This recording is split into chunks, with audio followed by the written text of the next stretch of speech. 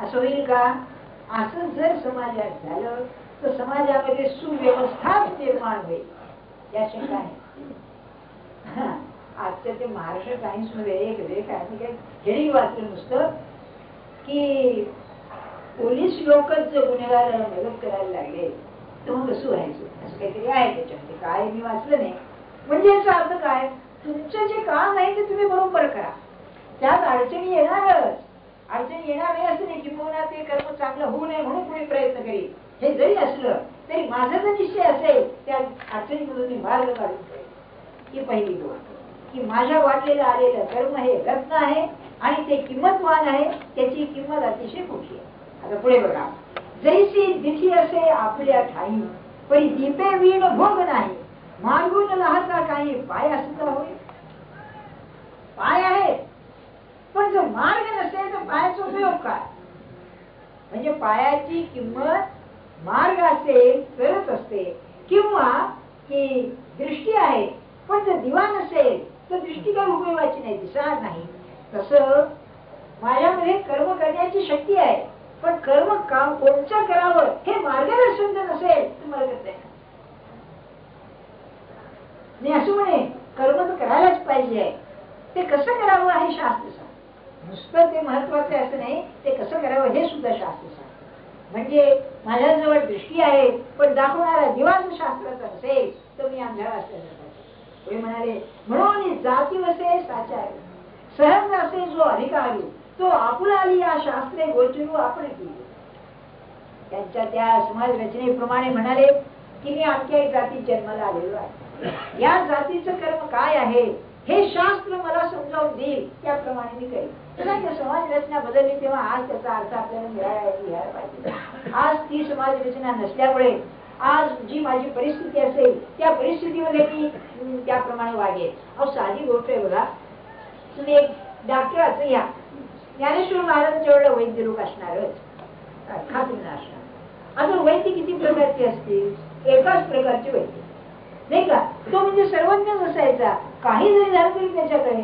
आता लोक जशी असते, एका बिल्डिंग मध्ये 10 डॉक्टर असतात नाही का, एक नाक कान आणखी एक काय पोटाचा डॉक्टर, एक बाईचा डॉक्टर गायनोकॉलॉजिस्ट म्हणतात तो, एक सायकियाट्रिस्ट म्हणजे मनाचा डॉक्टर, एक डोळ्याचा डॉक्टर, एक दाताचा डॉक्टर, एक मेंदूचा डॉक्टर, आणखी काय राहिलो हाडांचा डॉक्टर नाही का. म्हणजे शब्द आपल्या तिथे गँग असते होती. म्हणजे असं आहे तो एकदा बिल्डिंग मध्ये शिरला, पाय येईपर्यंत खिसा साफ. पण प्रत्येक स्पेशालिस्ट नाही का कन्सल्टंट तुम्ही वाटलं भरायचं नाही, तुम्हाला ऍडवाइस देईल आणि ती यादी पाहिली ना औषधांची, ती यादी पाहूनच तुम्ही सुचवाल तुम्ही नाही का. म्हणजे मग आजचं कर्म निराळ होणार, माझ्या सांगण्याचे नाही का, आज तुमची ही परिस्थिती निराळ होणार. अशा किती क्षेत्रामध्ये स्पेशलायझेशन किंवा काय ते बरोबर आहे, ज्ञानाच्या शाखा वाढल्या, हे वाढल्या, सगळं निराळ झालं. माझ्या म्हणण्याचा हेतू काय, आज कर्म कोणचं आहे तर तुमच्या बुद्धीप्रमाणे, तुमच्या एकंदर आवडीप्रमाणे, तुमच्या परिस्थितीप्रमाणे तुम्ही जो धंदा जी नोकरी केलेली आहे ते तुमचं कर्म आहे. त्याला असं नियम घालता येणार. आता तुम्ही याच्यात काढा, मग म्हातारी पेन्शन घेतल्याचं कर्म काय, घरात न ताप देता राहणं आहे ते कर्म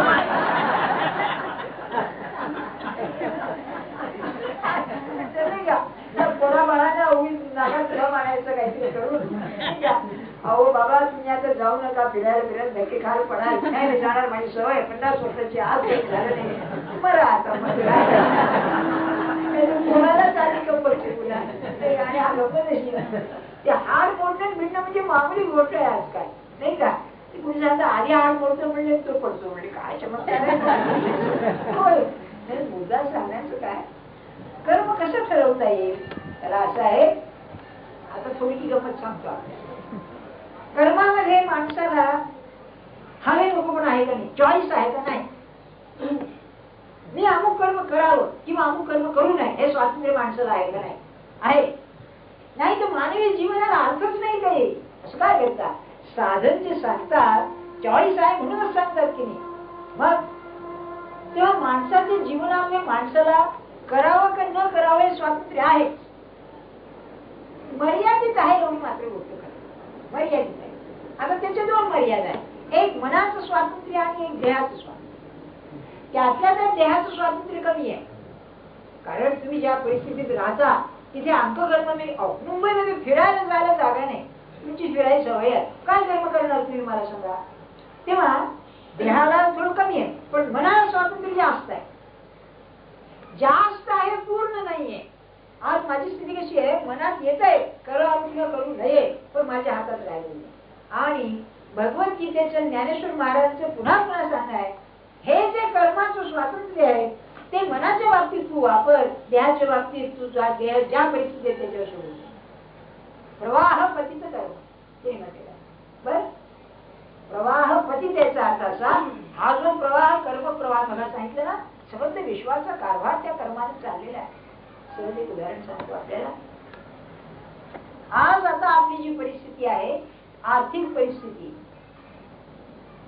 परवाच मी एक लेख वाचला म्हणून सांगतो, याचं मूळ त्यांनी दुसऱ्या महायुद्धापर्यंत पोहोचवलेलं आहे.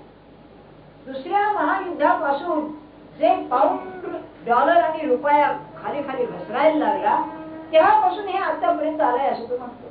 मला ते काही अर्थशास्त्र फारसं कळत नाही, पण एवढं कळलं की अरे 40 वर्ष झाली महायुद्ध होऊन अजून चालू आहे. म्हणजे याचा अर्थ काय की जगामध्ये ज्या गोष्टी घडतात त्याचे दूरवर परिणाम किती होतात बघा. भगवद्गीतेत नाही का अर्जुनाने काय सांगितलं की बघ युद्ध झालं तर हे सर्व परिणाम होतील नाही का, लुप्तपिंड जगत क्रिया होईल, आणखी ज्या स्त्रिया मार्गामध्ये अंको होईल तंको होईल, हे सगळे आफ्टर इफेक्ट्स ऑफ वॉर, ज्या संबंध युद्धाचे परिणामच आहेत. हे जर आहे तर आज देहाला लागलेलं जे कर्म आहे माझ्या देहाला, हे मी निर्माण केलेलं नाही, जागतिक परिस्थितीने आलेलं कर्म आहे. अहो काय सांगायचं, मुंबईमध्ये आज प्रदूषण किती आहे, हे प्रदूषण चालत आलेलं आहे ना आज इतके वर्ष, 5-25 कारखान्यांचं याचं, त्या प्रदूषणात जर तुम्ही राहत असाल तर तुमचं कर्म मर्यादित झालं तर नाही. तुम्हाला खोकला होणार, सर्दी होणार, अंक होणार, तंक होणार. अहो नाही एखादी खोपडी पाहिलं तर मरून जाल तुम्ही आणखी नाही का, आहे की नाही. हे काय परिस्थितीच आहे, म्हणजे त्याला मर्यादा आहे. पण मनाची जी मर्यादा आहे ती मात्र मर्यादा मी घालून घेता बरोबर नाही, आणि ती मर्यादा माणसाने वाढवावी असं भगवद्गीतेत आहे. म्हणजे कसं की निरूपणाला बसलं कंटाळवाणा आला तो झोप येईल, तुमच्या हातात नाही, देहाचं कर्म आहे ते नाही का. तुम्ही काय करणार त्याला, तुम्हाला मी तुम्हाला गोष्ट सांगितली ना, त्याला म्हणलं की आज त्याला उठव, तुमच्या व्याख्यानाने तो दिसला, तुम्ही उठवा त्याला म्हणा. काय चूक होतं मला सांगा, बरोबर आहे त्याचं म्हणणं, तसं तुमचा दोष नाही. पण जर हे पटलं तर अभ्यास न करणं हा मात्र दोष हे आहे.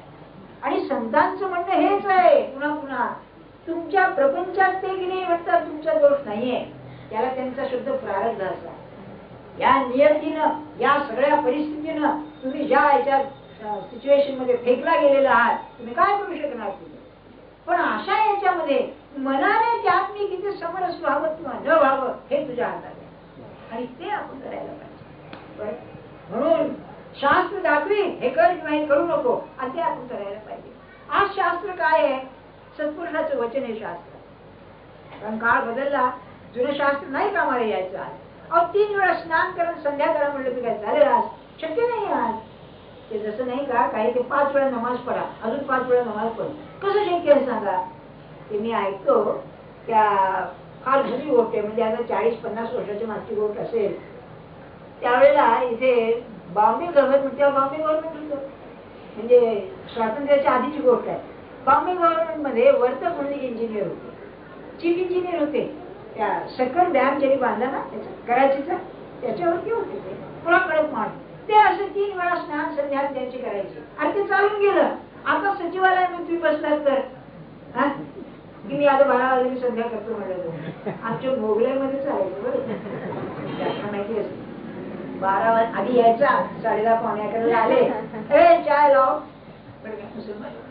चाय बी प्यायले, जरा हात शुश केलं, इकडे तिकडे जरा काम बिम केलं. 1 वाजता नमाज, 1 अर्धा पोटात नमाज, मग थोडस काही खाणं पण 4 वेळा आले, 4-4:30 झाली, 5 केव्हा वाजतात पाहिजे चालले बरं का. मौलच चालू केलं आता चालेल नाही का. हे काही खरं नव्हे. म्हणजे परिस्थितीप्रमाणे देहाचं कर्म बदलेल, मनाचं कर्म ते नाही, हे आपल्याला ठरवावं लागेल. आणि ते सत्पुरुषाच्या वचनावरती आहे या शंका. पुढे म्हणाले, मग घरीची ठेवा जेवी डोळ्या दावी दिशा, तरी घेता काय पांडवा आढळ असे. म्हणाले, एका माणसाच्या घरामध्ये साठवलेलं द्रव्य आहे, ते तुम्हाला दिसलं, ते घ्यायला अडचण आहे का? काही नाही अडचण. तसं माझ्या वाटेला जे कर्म आलेलं आहे ते माझ्या घरातला ठेवा आहे, तो मला घ्यायला अडचण काहीच नाही. म्हणजे जे कर्म माझ्या वाटेला आलेलं आहे त्या कर्मामधूनच मी ईश्वराकडे जायचा प्रयत्न केला तरच ते शक्य. आणखी एक वाटतं, कंटाळा आलो आता नोकरी सोडून द्या, कशाला? भार वाटतं नामस्मरण करावं. तुम्हाला खरं सांगू का, हा भ्रम आहे, भ्रम. आता तुम्हाला राग येईल कळला, पण रिटायर झाल्यावर मी सगळा वेळ याच्यात घालवीन हे म्हणणं हे सोपं नाही आहे एवढं, बरं का. अगदी भ्रम असतो हा. अरे तुला लेखा जेवढा वेळ मिळतोय आज त्यात तू नामस्मरण करीत नाहीस आणि सोडून काय करणार आहेस पुन्हा? मग ते गुरुजींनी जो प्रयोग केला, चांगल्यापासून बसायचं घरी कर्मच नाही काही, अशा पैकी व्हायचं ते. असं आहे बघा. एक तुमच्या डॉक्टरी शास्त्रामध्ये असा एक नियम आहे, एक इंद्रिय तुम्ही जर वापरलं नाही तर ते कामातून जातं. त्याला ऍट्रॉफी असं म्हणतात, बरं का. तुम्ही ऐकण्याचं सोडूनच दिलं, कान गोळ घालून बसले तर कानाची ऐकण्याची शक्ती नाही शिवली. तुम्ही एक 10 बाय 10च्या खोलीमध्ये वर्ष 2 वर्ष राहिला, त्याच्या पलीकडे पाहण्याची शक्ती तुमची नाही शिवली. तसं आज माझी शक्ती असून मी जर कर्म सोडलं तर स्वाभाविक कर्म करण्याची शक्तीच माझी कमी होईल आणि साधनामध्ये आरंभी कर्म केल्याशिवाय चालणारच नाही. म्हणून जर साधन नाही आणि धरण नाही असं काही. मग माझ्या घरचा ठेवा मलाच मिळाला, अडचण नाही, म्हणून तो घ्यावा. पुढे म्हणाले, तैसे स्वभावे भागा आले, वरी शास्त्रे खरे केले, ते विहित आपुले आचरेगा. हा सारांश. काय म्हणाले? स्वभावे भागा आले. एखाद्याला की नाही दुसऱ्याला शिकवायची हौस फार, आमच्यासारख्याला, बरं का. म्हणजे किती मास्तर, म्हणजे सगळीकडे मास्तर असतो, घरी दारी मित्रांमध्ये मास्तर असतो. आणि ते तुम्हाला माहित नाही, मी सांगतो म्हणजे कोणाला काय बोला, खरंच असं आहे हो. किती माणसं पाहतो आपण. म्हणून मास्तर तू 24 तास मास्तर, इंजिनियर तू 24 तास इंजिनियर, वकील तू 24 तास वकील, नाही का. आता डॉक्टर असतं चालेल 24 तास डॉक्टर, पण ते सुद्धा एखादी बाई म्हणेल, अहो सारखं काय माझ्या मागे लागलाय, जरा शिकली तुला सर्व डॉक्टर तू 24 तास डॉक्टर. म्हणजे माझ्या म्हणण्याचा हेतू काय, स्वभावे भाग आले. असं प्रत्येक माणसाला एक स्वाभाविक कर्म, त्याला की नाही सांगावं लागत नाही, तिकडे लक्ष दे, आपोआपच त्याचं लक्ष जातं. त्याला इंग्रजी शब्द इंटरेस्ट आहे. इंटरेस्ट म्हणजे अभिरुची, त्या स्वाभाविक अभिरुची त्याला आपोआपच. तेव्हा ही जी अभिरुची आहे त्याने जे कर्म माझ्या वाट्याला आलेलं आहे आणि वरी शास्त्र नित्य केलं, आणि शास्त्राने बरोबर आहे, कारण ते अनितीचं असतं कामाचं नव्हे, समाज विघातच असतं कामाचं नव्हे. मला स्वाभाविक चोरी करायची हौस आहे हो, पण ते स्वभाव जरी स्वभाव असला तरी समाज विघातक कर्म आहे ते, म्हणून ते शास्त्र खरे केले.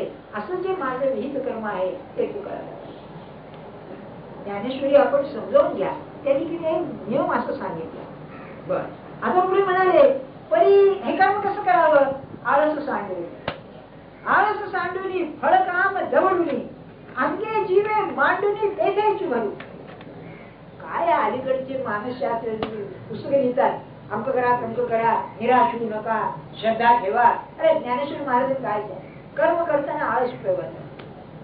कर्म म्हणजे काय? कोणतंही असू दे, तुमचं जे वागा आलेलं आहे. आता बायका स्वयंपाक पाणी करतात, काही हौसेने करतात का? सारखं सकाळ संध्याकाळ सारखं चाललेलं. आणि या त्या कबीराचं दोहा आहे, फार गाण्याचे बरोबर पद आहे, ये पेट बडा बाका सबसे लगा दिया धोका. पोट म्हणजे इतकं असतात, हे सगळ्यांना धोका दिलाय. म्हणाले की हा संन्यासी असतो, देख फकीरा देख संन्यासी, घर घर मागत तुकडा, हे पेट बडा बाका. आणि जर पोट दिलं नसतं देवाने, काय स्वर्गच झाला असता इथे मला वाटतं. बायकांनी नोकरी करायला मोकळीच मिळाली. काय आता बाहेर अशा सांगण्याचा हेतू काय आपल्याला, आळस उपयोगाचा. मी अगदी अनुभवाने तुम्हाला सांगेन, आळस नसणं आपल्या साधनामध्ये ही ईश्वराची कृपा आहे. माणसाचं कर्तृत्व लंगडं पडतं, तो उत्साह टिकत नाही. आळसाच्या बरोबर उलट आहे उत्साह, एन्थुसियाझम ज्याला इंग्लिश मध्ये म्हणतात. बरं का, मला तुम्ही खरं सांगा, तुमच्या व्यवहारामध्ये, तुमच्या जपामध्ये तुमचा उत्साह काय टिकतो का? मी असंही म्हणे, आळस नसेल पण उत्साह टिकतो का? उत्साहाचं धर्म काय आहे? केव्हा करतो, केव्हा करतो, हा त्याचा उत्साह आहे. असं की मनापासून असं आहे का? निदान आज परीक्षेला अभ्यास करणाऱ्या लोकांना माझं म्हणणं पटेल, हा पेपर आहे, करावं, आता करायलाच पाहिजे, काही इलाज नाही, थोडे दिवस आहेत. कसं आहे? म्हणून आळस दवडून येते. बरं, अगदी हे लक्षातच ठेवलं पाहिजे. समर्थांचं तर म्हणणं असं आहे, आळसे करंटपणाच्या गुणा प्रगट होती. आळसासारखं आहे काय? ते काय झालं, गोंधळच. 80-85 वर्षाची मागची गोष्ट आहे. रस्ता होता मध्ये, इकडे एक शेत आणि इकडे एक शेत. त्या एक 5,000 तरुण मंडळी गोळा केली महाराजांनी आणि म्हणाले, या शेतातली माती इकडे घाला. बरं का, 2-3 तास काम चाललं. 5 शिरूर इकडे शेतात. तेव्हा सहज विचारले एकाने की महाराज म्हणजे हे का? ते म्हणजे हे रिकामे बसतात ना, त्यापेक्षा हे बरं म्हणजे इकडची माती तिकडे म्हणजे सत्पुरुषाला आळस, आणि सत्पुरुष आणि आळस अशक्य गोष्ट आहे, कधी नाही असायचं. कर्मभूमी आहे, कर्मभूमीत आळस नाही. म्हणून सांगितलं तुम्हाला मी, साधनामध्ये आळस न येणं खरोखर कृपा आहे, फार मोठी गोष्ट आहे. अलीकडच्या काळात माझ्या मते एकच माणूस मला माहिती आहे, ते गुरुदेव राहणारे. त्या माणसाला साधनाचा आळस नाही. प्रकृती अशी असताना काही नाही, कशाला त्यांनी तडजोड केली नाही साधनाच्या बाबतीत. काय असेल बा त्या माणसाची बुद्धी, उगीच गुरुची कृपा होत नाही. तशी कृपा सगळ्यावरतीच आहे, हो नाही का, सगळ्यांच्या होती. पण ही आणखी स्पेशल कृपा असते काहीतरी, या शंकाच. सांगण्याचा हेतू काय, आळस दौडून. पुढे म्हणाले, फळकाम दौडून. याच काय होणार आहे? काय नाही, माहिती नाही. कर्म करायची मला माहिती आहे. मानसशास्त्र आहे अतिशय महत्वाचं. काय आहे, कर्म करताना माझं चित्त एकाग्र होत, त्या कर्माकडे जातो ना. जर त्याच काय होईल इकडे लक्ष दिलं तर त्या एकाग्रतेचा भंग होतो. हा ठरवावं आमच्या करता करायचंय. एकदा ठरलं ते की मग सगळी तुमची शक्ती करायला पाहिजे. म्हणून फळ काम दौडू. फळाला काहीतरी फळ डोळ्यासमोर ठेवल्याशिवाय कर्म होणारच नाही. दिशा होईल, कर्म होईल, पण ते जर ठरलं की मग नाही, मग फळाकडे लक्ष नाही, मग कर्माकडे. सगळी स्थिती कर्मामध्ये आली पाहिजे. प्रपंचात आपलं उदाहरण घ्यायचं म्हणजे की मी जप का करतो, मला ईश्वराचं दर्शन पाहिजे, हे ठरलं. पण मग कसं होईल, काय होईल, केव्हा होईल, का होत नाही ही भानगड नाही, मग मी आहे बघा. आणि त्यात आळस नसणं, विशेषतः इतके वर्ष करून सुद्धा काही निर्माण होत नाहीये, इथे तो आळस न ठेवून उत्साह ठेवणं मोठी गोष्ट आहे. नाही मला माहिती नाही, नाही तर नाही काय. मोठ्या मोठ्या लोकांना हा उत्साह राहत, तिथे गुरुची खरी जरूर आहे. चल पुढे, थांबू नकोस, तिथूनच पुढे जायचं आहे, हे खरी गुरुची जरूर आहे. बाकी काय, मग ते पाहिजे. आणि त्याला श्रवणाचं महत्व फार आहे. त्याचे शब्द असे येतात, आघात करून जातात आणि आपला गेलेला उत्साह पुन्हा निर्माण करतात. ते मला एक आठवतं, वाचलेलं आपल्या एका मासिकामध्ये, याच्यामध्ये त्या संगीताच्या मासिकामध्ये, की कोणीतरी कोल्हापूरला एक लक्ष्मीबाई जाधव म्हणून बाई होत्या. त्यांचा आवाज अगदी वाईट होता पहिल्यांदा. 8 वर्ष त्यांनी नुसतं सारेगम घोटलं म्हणे. त्या आलादिया खानच्या मुलाकडे, गुरुजींकडे 8 वर्ष सारेगमच घोटलं नुसतं, आणि मग आवाज तयार केला. त्या दरवर्षी आपल्या घरी मैफल करीत मोठमोठ्या गवळ्यांची, बरं का त्या बाई. तर मला असं वाटलं, सगळे जपाला हा नियम लावू नये का, नाही का. 8 नाही 18 वर्ष जाऊ दे, सोडणार नाही तुला. आम्हाला असं घट्ट धरलं पाहिजे किंबहुना त्या नामालाही असं वाटलं की आता करा गया याच्यावरती माल झाला जाऊ दे चला. असं असेल बघा. त्यांना ते फलाची माहितीच नाही. पण काम जवळून अंगे जीवे मांडुनी तेथेची भरू, याचा सरळ भर असेल जीवानं अंगानं त्या साधना. म्हणजे राधाकृष्णांचं एक वाक्य फार छान आहे, put your whole self into it. सगळा जीव त्यात ओतला पाहिजे आपला, असं ते आहे. आपल्याला हे कधी माहितीच नाही गो, नाही का? कोणचं कर्म आपण दिवसातून असं करतो की मन लावून केलेलं आहे. दुसऱ्याची निंदा सुद्धा आपण घेतानाच करतो, नाही का? काय मन लावून केलं आहे, काय कुठे काय कर्म करतो आपण. म्हणजे कर्माला तेज यायला आपण काहीतरीच करतो, नाही का? भांडण तरी म्हणून करतो का आपण? तुम्ही भांडत नसाल म्हणा, परंतु भांडायचं सुद्धा. भांडण सोपं नाहीये वाटतं तुम्हाला. भांडणात काय आहे, तो काही जरी बोलला तरी उलट उत्तर देण्या इतकं मन शांत पाहिजे. नाही तर वैराग होतो भांडण, नाही का? तू काहीतरी बोलतो असं नाही. त्याला बरोबर ठाण्याला ख्याल द्यायला पाहिजे की तो जो आक्षेप काढेल. बायका या बाबतीत हुशार असतात. तुम्ही मला स्वानुभव आहे का? सगळ्यांचा अनुभव आहे. तुम्ही बघा, ते मला विनोद आठवतो बरोबर. दोन मित्र भेटले बरेच दिवसांनी. काय म्हणतो काय कळ का? घरात म्हणजे माझी सत्ता चालते. हा तुझी सत्ता? अरे म्हणजे माझे लग्न झालंय. तो म्हणाला दुसरा, माझे लग्न. शेवटचा शब्द माझा म्हणाला. हा चमत्कार वाटला याला. शेवटचा शब्द माझा. हो म्हणाला. काय होतं? खूप भांडते ती. शेवटी म्हणून बरोबर आहे. भांडण सोपं नाही आहे. त्यातल्या त्यात सांगतो आपल्याला, बौद्धिक भांडण तर अतिशय कठीण आहे. हे जाऊ द्या. बौद्धिक भांडण आपल्याकडे ती परंपरा नाहीये. वर्तमानपत्रात बघा, जरा ते झालं की ते वादविवाद बंद पडतो. युरोपमध्ये विशेषतः ब्रिटनमध्ये गेल्या शतकात जो म्हणजे लढाईपर्यंत मोठ्या मोठ्या विद्वानांच्या मध्ये वाद होत असत आणि किती विषयाला धरून आणि सुंदर वाद असत, बरं का? पराभव झाला तरी मान्य. वाद करण्यामध्ये हे विश्वभांडणच एक प्रकारचं, नाही का? सांगण्याचा हेतू काय? असं मनापासून करायला कर्म, अतिशय मनापासून. त्या कर्माला तेज येतं बघा, तुम्ही मनापासून करू लागला.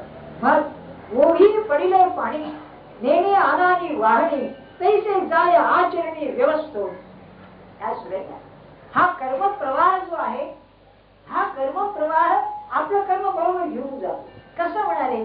पाणी पडलं, प्रवाहात पडलं तर प्रवाहातून वेगळं राहत नाही. ते प्रवाहात ते पाणी घेऊन जातं. तसं या जगाच्या प्रवाहामध्ये आपलं कर्म आपण टाकलं की त्या कर्म प्रवाहात ते वाहून जातं. म्हणजे कर्म करून सुद्धा पुन्हा बाजूला राहतो. मग म्हणाले, अर्जुना जो यापरी ते विहित कर्म स्वये करी, तो मोक्षाच्या ऐल तीरी पैठावला. वा, मोक्ष पहिले तीरी आहे आणि अलीकडच्या तीरावर येतो. म्हणजे आता मोक्ष आला. काय 16 वर्षाचा मुलगा लिहितोय की ज्ञान हे कर्मसन्यास झाल्याशिवाय ज्ञान नाही, कर्माची निवृत्ती झाल्याशिवाय ज्ञान नाही. सर्वं कर्माखिलम पार्थ ज्ञाने परिसमाप्यते. मोक्ष म्हणजे आत्मज्ञान. तर आत्मज्ञानापर्यंत येतो, आत्मज्ञान होत नाही. मग काय होतं की ह्या दृश्याबद्दलच असणारं जे सगळं प्रेम आहे, ते सगळं प्रेम नाही होतं म्हणजे वैराग्य. म्हणून वैराग्य भाग्यासारखं भाग्य नाही. आणि ते यायला कर्म मनापासून करणं हा आपल्याला उपाय आहे, दुसरा उपाय नाही. जे काही माझ्या वाटेलेलं आहे मनापासून करतो. इतकं करेल की सामान्य विषय काय करेल असं तुम्ही मनापासून करतो. आणि ते केल्यानंतर त्या कर्माचं फुसकेपण याच्या अनुभवाला येईल. मी किती जरी केलं तरी ते पूर्ण नाही. माणसाला काय पाहिजे तुम्ही बघा, प्लेटोनच म्हणून ठेवलंय, सामान्य मनुष्य सुद्धा पूर्णत्वाकडे धडपड करतो. कर्म असेल, बोलणं असेल, चालणं असेल, कलावंत कलेकडे असेल, त्याला पूर्णत्वाकडे न्यायचं आहे. ती कला पूर्ण करायची आहे. एक मला स्टॅच्यू म्हणजे पुतळा रचायचा आहे, उत्तमात उत्तम रस्ता येईल, सौंदर्य दिसेल, असं करायचं. हे सगळं कर्माचं पर्यवसान, पूर्णत्व. पण पूर्णत्व जे आहे ते कर्माच्या पलीकडे असल्यामुळे कर्म पूर्ण होणारच नाही, कर्म अपुरच राहील. आणि अपुर राहण्याची जी अवस्था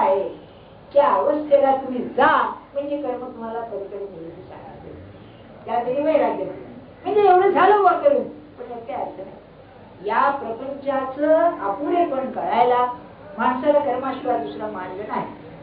म्हणून शहाण्या माणसाने प्रपंचात पडावं, नाही तर दुसऱ्याच्या प्रपंचापासून शिकावं. कारण काय आहे, किती केलं तरी अपुरच आहे आणि ते अपुरं केव्हा पटेल, तुम्ही मनापासून कर्म करायला तेव्हा, नाही ते पटायचं नाही. म्हणून म्हणाले ते मोक्षाच्या आईरती पहिले होय. म्हणाले जे अकरणा आणि निषिद्धा नवसेची काही संबंधा म्हणून भवा विरुद्धा मुकलाच. ते बरोबर आहे. अँटी सोशल म्हणजे निषिद्ध, समाजाला जे विघातक आहे ते कर्म करायचं नाही. आणि दुसरं जे आहे ते अकरणीय म्हणजे मी करू नये असं, मला न शोभणार किंवा माझ्या हातून ते घडू नये असं जे कर्म आहे ते कर्म तो टाळतो, यात शंकाच नाही. जे समाज हिताचं माझ्या हिताचं आहे, जे शुभ कर्म आहे तेवढंच तो करेल. आणि असं झाल्यानंतर काम्य कर्माकडे न परतीच जे खोडे तेच चंद्राचेही खोडे न रे. हे कर्म सोडूनच द्या. काय दृष्टांत दिलाय, खोडाचा दृष्टांत दिलाय. खोड म्हणजे काय, या चोरांना लाकडाचे ओंडका असतो, त्या लाकडाच्या ओंडक्याला दोन भोकं असतात, त्यात पाय अडकवतात म्हणजे त्याला हालताच येत नाही.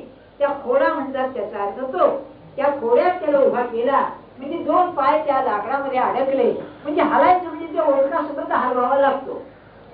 म्हणजे जसा तो बंधन पावतो. कसं म्हणाले, ओंडके लाकडाचे खोडे दोन प्रकारचे, एक साध्या लाकडाचा, तो खोडा कोणचा, अकरणीय कर्म करणं, निषिद्ध कर्म करणं म्हणजे जे समाज विघातक कर्म आहे ते करणं हा साध्या लाकडाचा. आणि काम्य कर्म करणं हा चंदनाचा खोडा, खोडाचा खोडा. काय तुम्ही अगदी वासना ठेवून उत्तम कर्म केलं तरी तू खोडाच आहे आणि तू चंदनाचा खोडा, लोही नाही याची जवळ, कर्म नुसतं सुद्धा. म्हणाले ये नित्य कर्म तव फलत्यागे वेचिले सर्व म्हणून मोक्षाची ठीव ठाकू. मग त्यांची ते नित्य काम्य निषिद्ध हे जे कर्म आहेत त्यांची तेही म्हणजे जे करू नये ते करणं हे निषिद्ध कर्म आहे. जे काम्य कर्म आहे साऱ्या वासना ठेवून करणं ते काम्य कर्म. नित्य कर्म म्हणजे तुम्हाला जे करावंच लागतं नेहमीचे. या सगळ्या कर्माचे प्रकार सोडून जो केवळ कर्माकरता कर्म करतो आणि मनापासून करतो तेव्हा तो मोक्षाची शीव म्हणजे मोक्षाच्या द्वारी असावी. आणि मोक्षाच्या द्वारी आला की वैराग्य ही सिद्धी त्याला येते. संसिद्धी लभते नरा, ही सिद्धी आली की मग मोक्षश्री त्याला माळ घालायला येते. तोपर्यंत नाही. म्हणजे तू लग्नाला तयार होतो, लग्नाला योग्य बनतो, ते काय आहे ते पुढच्या रविवारी सांगतो. जानकी जीवन स्मरण जय जय राम.